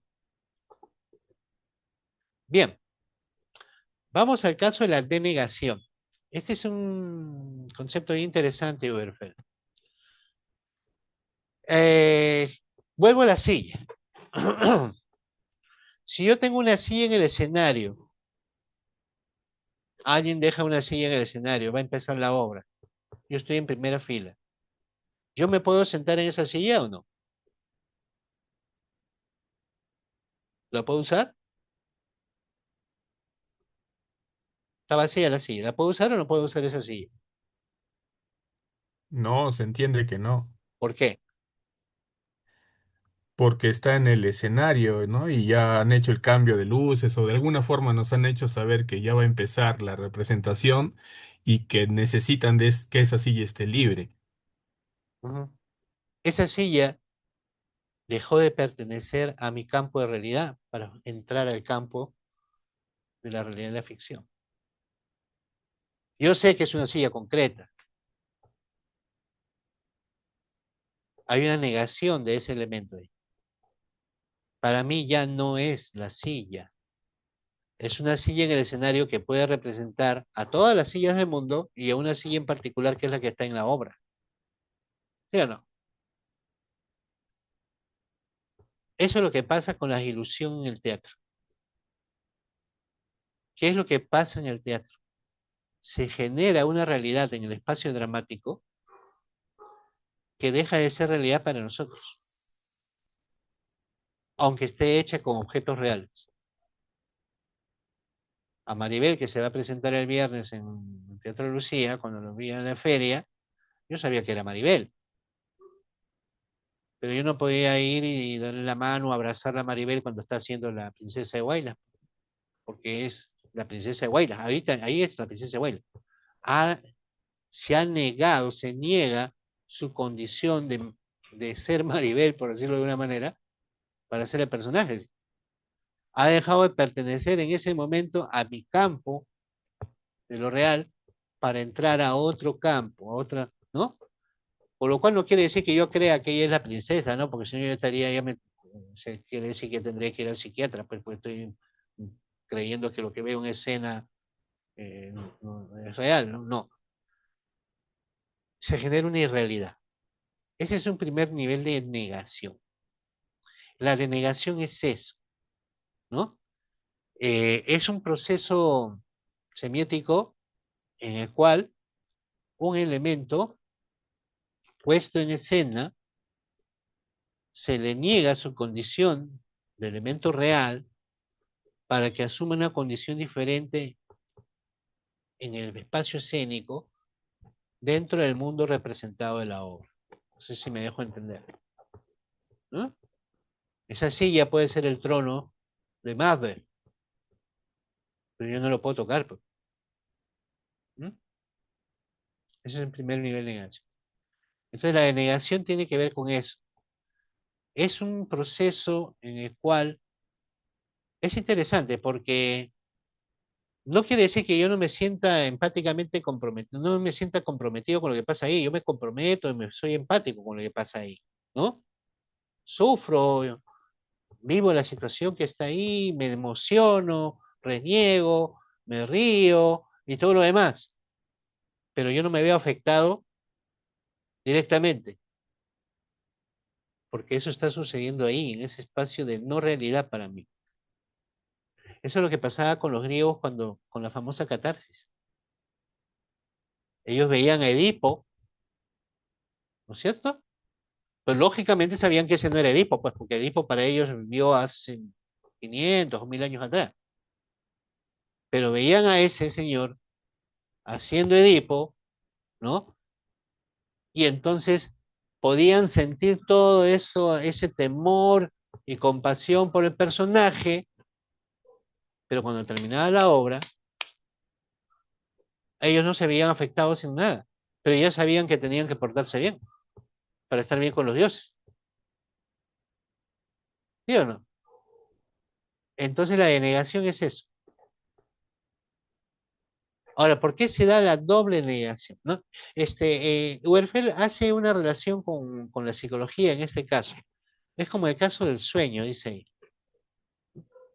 En el sueño nosotros podemos resolver algunas cosas, quizá, ¿no?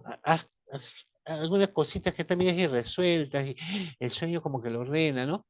Pero no ha sido real. Nosotros sabemos que no ha sido real, no es verdad, pero no nos ha afectado, no nos ha afectado directamente. Igual en el teatro. Esa realidad que está en el escenario, yo no puedo actuar sobre ella, ni tampoco me va a hacer nada a mí, directamente. Pero a través de la mímesis me hace recordar a la realidad que yo sí vivo, ¿no es cierto? Entonces, ese es el proceso de negación. Ahora, eso se da a través de signos indirectos, mayormente metafóricos, no ambiguos, hasta por ausencia. O sea, esa denegación se da de esa forma, ¿no? Pero entramos a otro concepto que también es importante ahí, que es el de la teatralización o doble negación. Y eso es lo que hace Brecht. Porque, por ejemplo, Si eso que se está representando, yo no tengo incidencia en eso que se está presentando, puedo emocionarme, puedo tener una actitud frente a eso que está pasando. Pero yo no puedo actuar, porque es irreal, pues, ¿no es cierto? Porque es irreal, pero yo no puedo hacer nada ahí. Pero ¿qué pasa si eso que se está viendo allí, yo lo muestro en su condición de hecho teatral? Es decir, le quito el carácter ilusorio y lo muestro como que es algo hecho para generar esa ilusión. Es decir, muestro los mecanismos en que se construye esa ilusión. Muestro la teatralidad de esa ilusión. Entonces ya mi mirada va a cambiar. Entonces ahí sí voy a llegar de la negación. De la negación sale la afirmación. Es decir, sale la verdad. Por eso Brecht ahí apostaba al espíritu crítico del espectador. Él lo que hacía era mostrarle las condiciones, que esa irrealidad, que esa primera negación, ¿no? En la cual no tiene poder de incidencia el espectador, le crea una segunda negación a través de mostrarle los elementos, el artefacto que está detrás de todo eso que parece una ilusión, y entonces ahí sí genera el espíritu crítico, y ahí sí el espectador puede tener graficada, ¿no? De alguna forma, las verdaderas contradicciones que esa obra revela y que las va a encontrar en su día a día. Entonces la denegación tiene que ver con esta doble negación, ¿no? Es lo que dice Berfel ahí, dice ella, la denegación es un proceso semiótico que opera a través de la doble ficción, ¿ves? Como doble negación, donde la negación de lo negado, o sea, la negación de la ilusión, pues, produce una significación discontinua, ambigua y enigmática que enriquece la experiencia teatral mediante esta interacción entre presencia, ausencia, realidad y ficción. Lo complejiza, genera una tensión entre ilusión y realidad. Este enfoque se relaciona con la idea psicoanalítica de la negación de Freud, en la que algo reprimido emerge parcialmente a través de signos indirectos, el sueño, o representaciones simbólicas en la escena teatral, en este caso en la escena teatral, funcionando como una doble ficción, la representación dentro de la representación o el teatro dentro del teatro. Ahí viene la metateatralidad, funciona acá. Estos símbolos invitan a una lectura interpretativa compleja, donde lo dicho y lo no dicho conviven para generar un sentido enriquecido y múltiple. Porque aquí empezamos ya no solamente a trabajar sobre lo que nos muestra la escena, sino lo que nosotros podemos inferir de la escena. No sé si queda más o menos claro este conceptito de la denegación. No. Yo quisiera preguntar, ¿todo elemento en escena incurre en la doble negación? O sea, si recordamos el ejemplo de la silla, ya va a estar claro para el espectador, esta no es una silla de la platea, este es el trono de Macbeth. Ya, esa es Claro. la primera negación. ¿Cuál sería la segunda negación? La segunda podría consistir en hacer evidente que esa silla que ha sido primeramente negada y que está en condición de trono, hacer evidente que es una silla que ha sido puesta en esa condición y ha sido condicionada para ello. Me explico. Por ejemplo, ¿qué pasa si yo a esa silla le empiezo a pintar bordes dorados, como si fuera un trono, en escena? Estoy mostrando el artefacto, estoy mostrando que esa silla no es el trono en realidad, no estoy negando el trono, estoy negando el trono, ¿no es cierto? O sea, la silla al principio era una silla en escena, ¿no? Arreglada como un trono, para crear la ilusión de un trono, el trono de Macbeth, ya está. O sea, no es cualquier silla, pero ha sido decorada, ¿no? Está ahí. Pero si yo muestro cómo ha sido decorada la silla, ¿estoy mostrando la teatralidad de la silla o no? Estoy mostrando que es un artefacto puesto ahí que está funcionando de manera artificial ahí, ¿sí o no? Es lo que sucede, por ejemplo, cuando el actor se maquilla en frente del público o termina de vestirse en frente del público. Le rompo al lector, perdón, al espectador la ilusión. O sea, le rompo la primera negación. Pues la primera negación está en que yo aparezca como Hamlet, bien vestidito, con todo mi esto, todo bien. Pero otra cosa es que si yo empiezo a maquillarme como Hamlet delante del espectador, o a terminar de vestirme con la ropa del espectador, o peor aún, me pongo a calentar voz como actor, ¿no? Delante del espectador siendo Hamlet. Ahí negué, ¿hay doble negación ahí, sí o no? Sí la hay, ¿no? Ya, entiendo. Entonces, solo en algunos casos se da y por decisión del director que se Ah, muestre claro, una doble lógico. negación. Exacto. Claro. Sí, Ok. sí, sí. La, sí. La primera instancia es que todo elemento que está en la escena pierde su condición de realidad. No es que no sea real, pierde esa condición porque está en espacio escénico. El espacio escénico es el espacio donde se da la representación.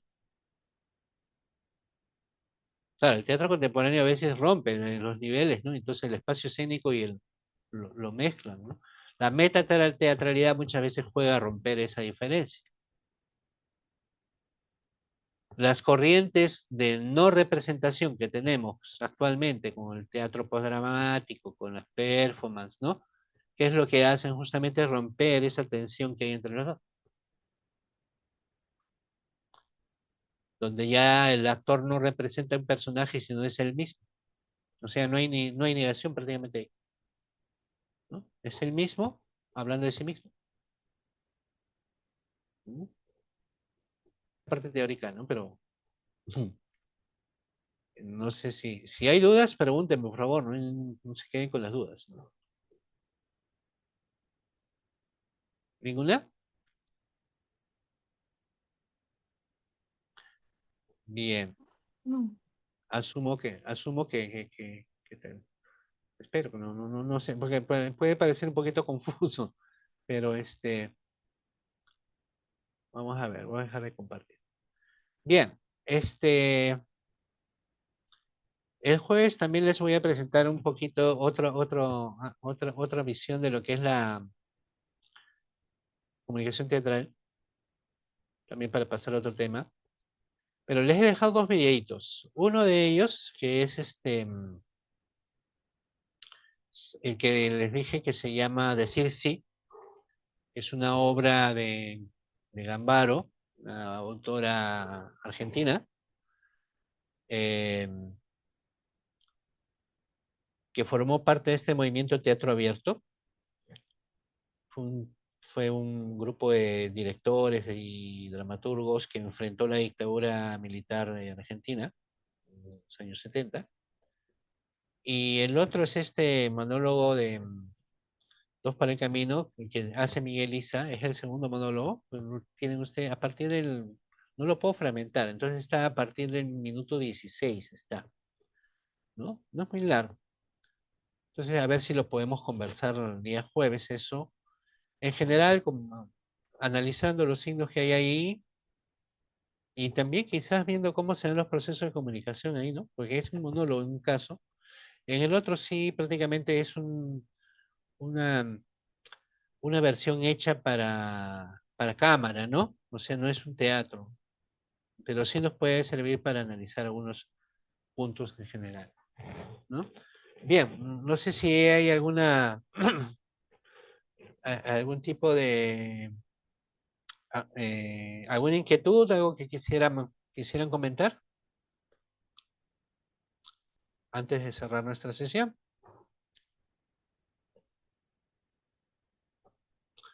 ¿Todo claro? ¿O nos hemos excedido un poquito con lo... Yo creo, perdón, Gladys? para quizás la próxima vez podríamos hablar un poquito sobre la doble negación o algunos ejemplos sobre la doble negación. Lo podemos retomar, voy a buscar algún material que nos pueda servir Espero tener el equipo mejor para poder pasar el video en el mismo momento de la clase. Pero sí les recomendaría ver los dos videos que les he puesto. Está en el WhatsApp. Y ahí podemos retomar este tema para redondearlo y ver otros enfoques de la comunicación teatral. ¿Mm? ¿Algún otro tipo de pregunta? Ok, gracias. ¿Ninguna? Bien, entonces estaríamos viéndonos. Voy a colgar como siempre la emisión y nos estaríamos viendo el día jueves. ¿De acuerdo? Entonces el día jueves, revisen eso, Está bien. sí. Ujú. Veo un mensaje por acá, déjenme ver. A ver. Ah, Roberto. Ya, sí, vamos a enviar la versión grabada. Ya, perfecto. Bueno, les agradezco su atención, su paciencia. Muchísimas gracias. Entonces nos estamos viendo. Muchas Que gracias. concluya bien Gracias. este cumpleaños. Nos vemos Un abrazo. Gracias, hasta el jueves. el Hasta jueves. el Hasta jueves.